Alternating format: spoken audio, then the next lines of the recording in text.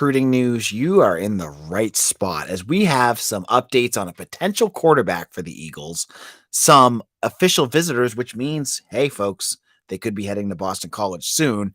And we're going to talk about everything else that you want to know about recruiting. If you're into the future of Boston College sports, you're going to want to know about this. But also, if you're into the present, ESPN is going to buy a little low on BC this year, and I'll explain all that on today's show.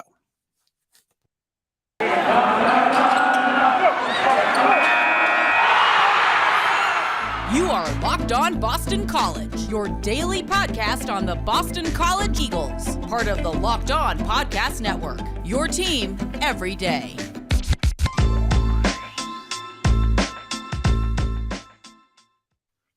This is Locked On BC. I am your host, AJ Black. We're going to talk about recruiting today, but first of all, I want to talk about what we are calling now. We have a new name for you guys out there. For those of you that are listening to us daily, if you're a daily BC listener, we're going to call you our everydayers. If you're an everydayer, I want you to hit us up in the comment section right now. Rep it proud. You guys are the lifeblood of this podcast, and I got a name for you. You're our everydayers. All right. I promise you recruiting news. I'm going to deliver on my promise right now. Quarterback position. The biggest need Boston College has, I think, probably heading into 2024, is to continue to build that depth at quarterback. We've seen guys go off the board that were on BC's big board. Deuce Adams headed to Louisville. Luke Moga is going to probably end up at Oregon. And the numbers are starting to dwindle, and it's starting to get laser focused on one guy. And it's a last name that Boston College fans know very well. His name is Henry Hasselbeck. We've talked about him on this podcast before. He's a class of 24 quarterback from Zavarian Brothers, and he's the son of Boston College star Matt Hasselbeck. I mean, a lot of fans out there that are into BC sports, that have been into it for years, are going to love getting a guy that is a legacy like this. And the reason why Henry Hasselbeck probably is trending towards Boston College is we're just wrapping up the spring. We just had the spring game on Saturday. The players are done. They had about a month and a half, about 5 weeks for BC to practice and get ready for that spring game. 15 practices. Do you know how many games or how many practices Henry Hasselbeck showed up to that I know about? He could have come to more. 3. He came to 3. Now, if you've listened to me talk about recruits before, if you've heard me say like, oh, this guy came on campus, that's good news. What do you think I'm going to say about a guy that's come on campus 3 times? That is big time positive news. Hasselbeck was on campus, I think, more than any other kid. And there's some kids on there that have been on a couple times. For a guy that did not have a BC offer until the start of this winter portion of practice, this is big. Now, he has offers from Pitt and Georgia Tech and some smaller schools, and UConn is pushing now. He was just on campus at UConn today. But I am feeling extra confident about Henry Hasselbeck. I think this kid is going to end up at BC because when you go and you're visiting that much, it shows to me that you're very interested in that program. It's not just, oh, I get a free pass to go visit a spring game. It's more like, I've been to this school 3 times. I continue to want to build relationships with the staff. That is taking it to that next level. Now, he's a high 3-star. I mean, he's not like a chump that's based on just his name. Hasselbeck, if I remember correctly, on 247 is either rated like an 87 or an 88. That's good. He's been invited to the ESPN Under Armour showcase, which is a little less prestigious than the Elite 11, but still, again, he's getting accolades. And I think he's going to get more attention. So this is not like let's just get a kid because of his last name on, to recruit.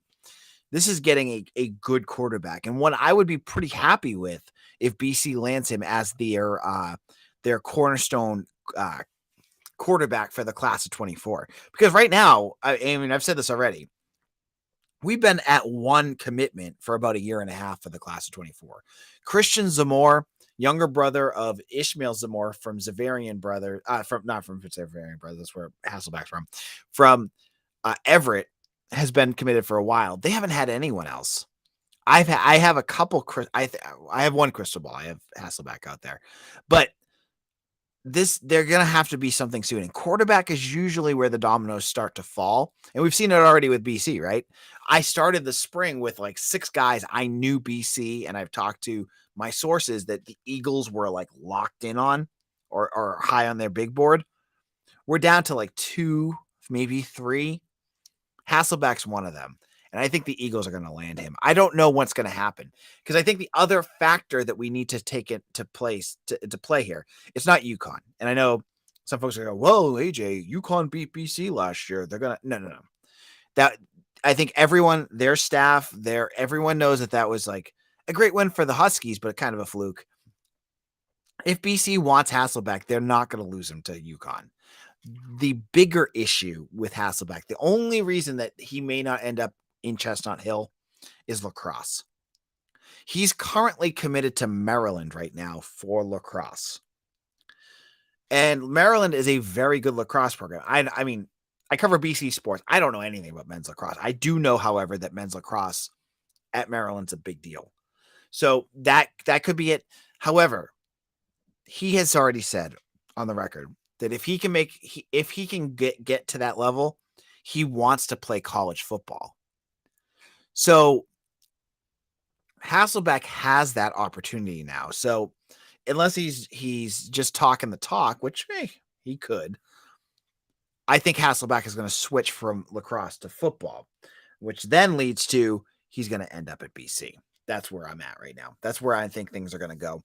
And I don't think it's even going to get to official visits at this point. I think he knows from his dad, his family, what BC's about. He doesn't need an official visit, and BC could use those. They get 56 official visits. They could use those elsewhere. And he can come and visit anytime he wants because he just lives right down the road. So if you want to know who the guy is, I think BC is going to land. I think it's going to be Henry Hasselback.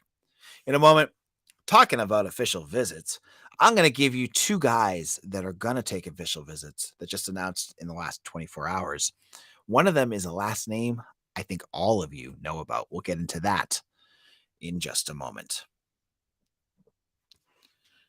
Grand slams, no-hitters, and double plays are back, and there's no better place to get in on the MLB action than FanDuel, America's #1 sportsbook.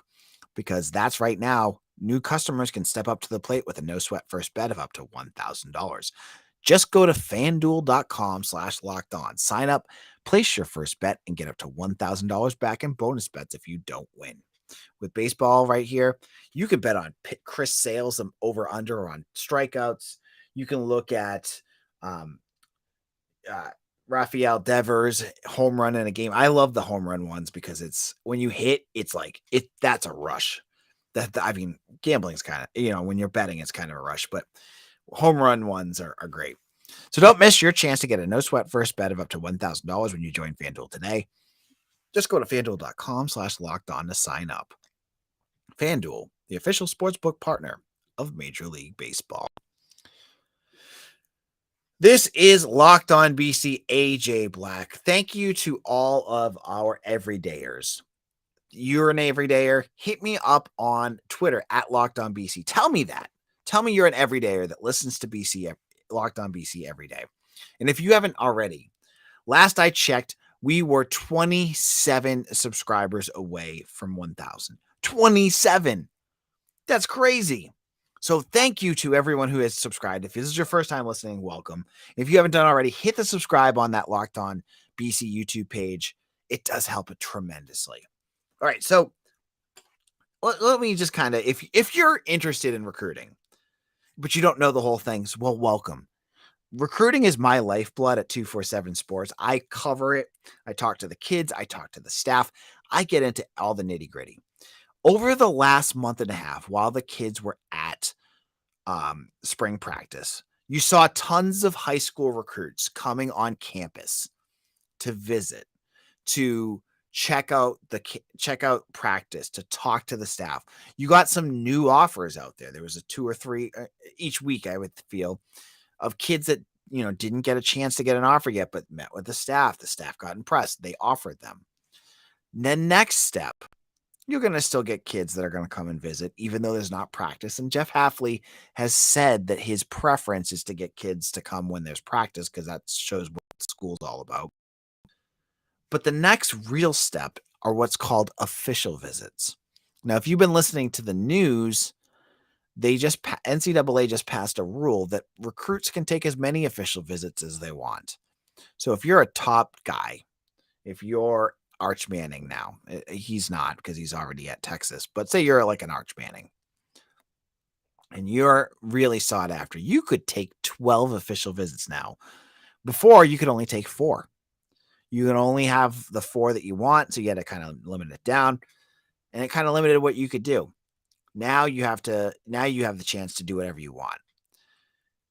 Schools themselves can get 56 total official visits in a cycle. So it's not like we're going to see this rash number of official visits. It could increase for certain guys, but school's going to have to still be careful on who they bring on campus. They're not just going to bring anyone on for an official visit. That's an official visit. Basically, if you don't know what it is when they pay for everything. An unofficial visit for a recruit, the kids have to pay and the families have to pay to come and see a campus. That's why when you see a recruiting list, it's mostly for BC, it's 90% Northeast guys, because they can just drive up. Official visits are a little different because the school pays for it. They pay for the travel, they pay for the lodging and entertainment. So you're going to start to see new names pop up. And we've seen, and I can tell you right now, some of the guys I've talked to that have been on campus for unofficials are going to come back for official visits. Guys like defensive back Exodus Ayers from New Hampshire. He's at Proctor Academy. He had, I think it was 12 interceptions last year. 6 of them went for touchdowns. 6'3" cornerback, originally from New Mexico. He's already told me he's going to set his date. We've seen, and there's other guys. Gideon Ituka told me he's going to take an official visit, but hasn't set the date yet. But there's 2 that officially set their dates this weekend. And I want to get into who those guys are. The first is right on your screen right now, Abuna Onwuka. Abuna Onwuka. I'm going to say his name wrong. And if you heard that last name, I had no problem with that last name, because his last name probably should sound familiar if you're a Boston College fan, because his brother, who just graduated from BC, is Chibuzi Onwuka, defensive tackle. Now, Abuna is an interesting recruit because he's a defensive end from Charles Herbert Flowers in Maryland. He is a 4-star recruit in a lot of on the composite score on 247. So if you want a 4-star, this is a kid you want to get.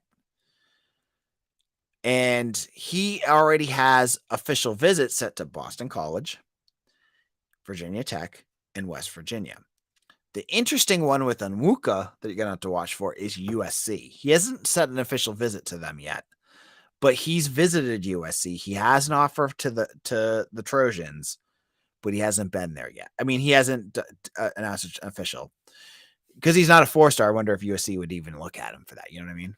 They're one of those schools that could probably pull, turn their nose up from that kind of thing. But he's one. And if you want talent on the defensive line, he's probably, I think what I've looked at, he's one of the highest ranked recruits BC has on their boards. So Onwuka's a big deal. And, BC's got in a good spot because Chibuzi, who just graduated, I think had a really positive experience with the Eagles. So I think his brother has heard a lot about that. So even though the BC is lost, and I'm sure that might be in his factor in it too, his brother can tell him why it's important that he goes there. So Onwuka will be one to watch. The other name to watch for is a more recent offer, and I don't think he's been on campus. He's definitely not been on my list, but that doesn't mean that, he may have showed up on another day. His name is Tamarcus Gray. He's from Texarkana, Texas. And he had 7 touchdowns last year, about 800 yards receiving. Uh, sign me up on any kid from Texas. Honestly, like I will take a flyer on any kid from that area. And he's got good offers too. He's offered by Texas Tech. This is a kid that it's not just like he's a kid that, no one wants. Has offers. Let me pull it up. Um, Texas Tech, Georgia Tech, Colorado, Pitt, and Indiana, along with a bunch of group of 5 schools. So another one that is a good get. This is a good kid you want to see on campus. He's 6'3" too. So this is not just an undersized wide receiver. This is someone with good size that I think BC could obviously use. So two good official visits right off the bat. Now, if you like recruiting news, and if you are not already, I encourage you to dive in. It's kind of fun. It's interesting to see how kids view Boston College, the current staff, and the future of this program. It's very different than what fans and maybe people who cover the team see. But you get to see and talk to them if you want, and hear what they have to say if you head over to Eagle Insider. Eagle Insider is my site. Just go to 247 Boston College. You can find it pretty easily. And I have interviews with a lot of these kids. I talked to Abuna. I've talked to a lot of, exes airs. I just mentioned him, Henry Hasselback. I've talked to him. And you get a full experience of what they're seeing at BC and kind of get a insider's perspective on where things are going to go. So I hope you check that out as well. Now, in our final segment, if you haven't already, you're going to need to check out FPI. It's ESPN's prediction indicator.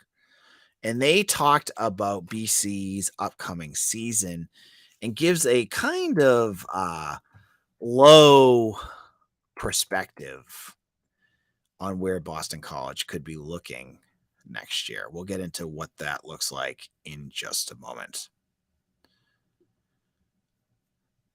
This is Locked On BC. I am your host, AJ Black, and I am really looking forward to talking about the FPI.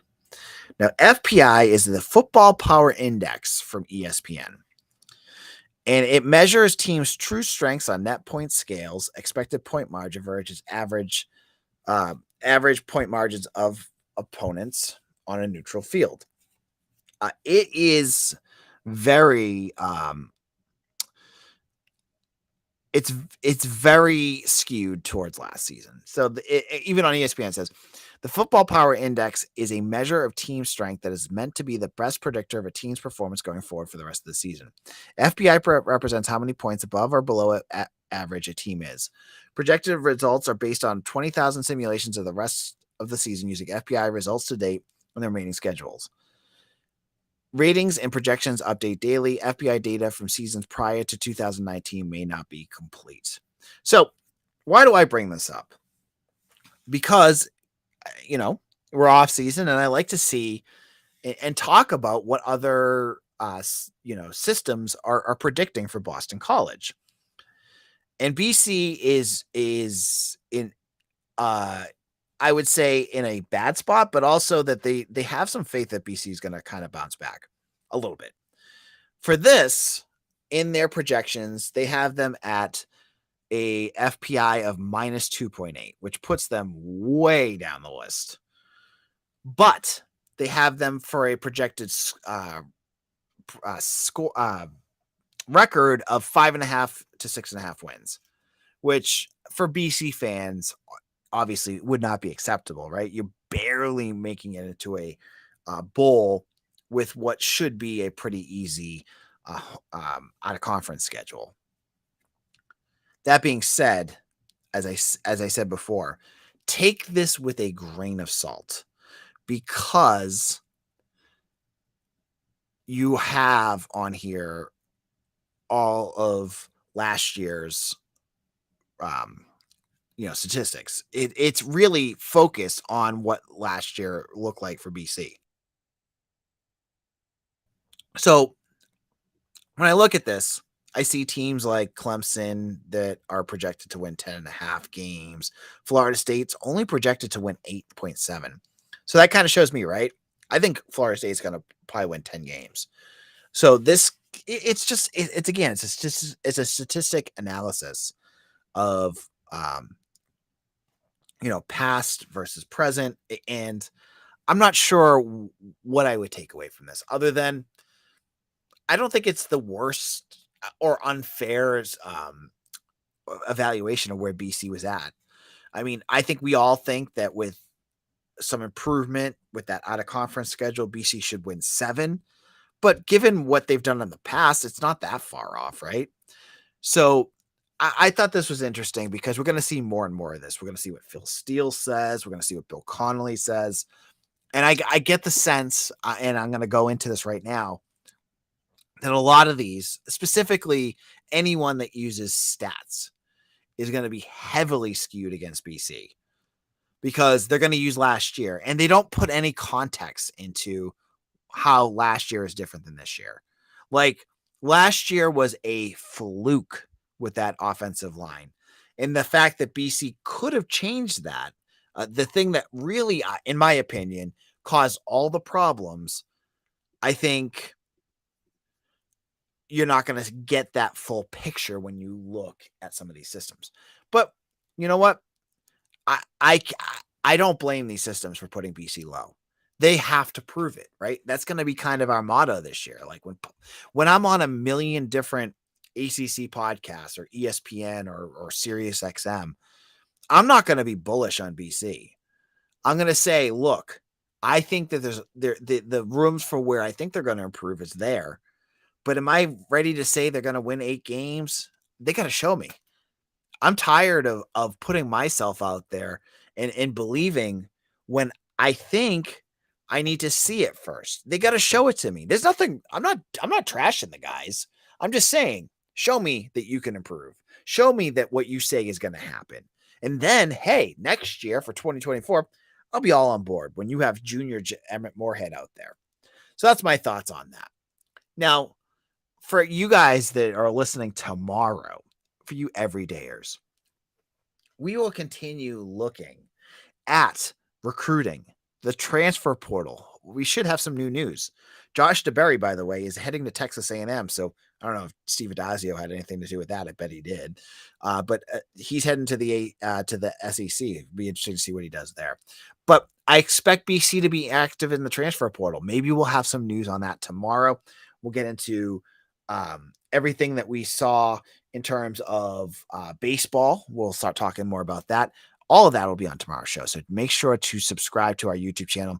This is AJ Black. You can follow me on Twitter at AJBlack_BC. Thank you all so much for making us your first listen every day. We'll be back again soon. Take care. We'll see you soon.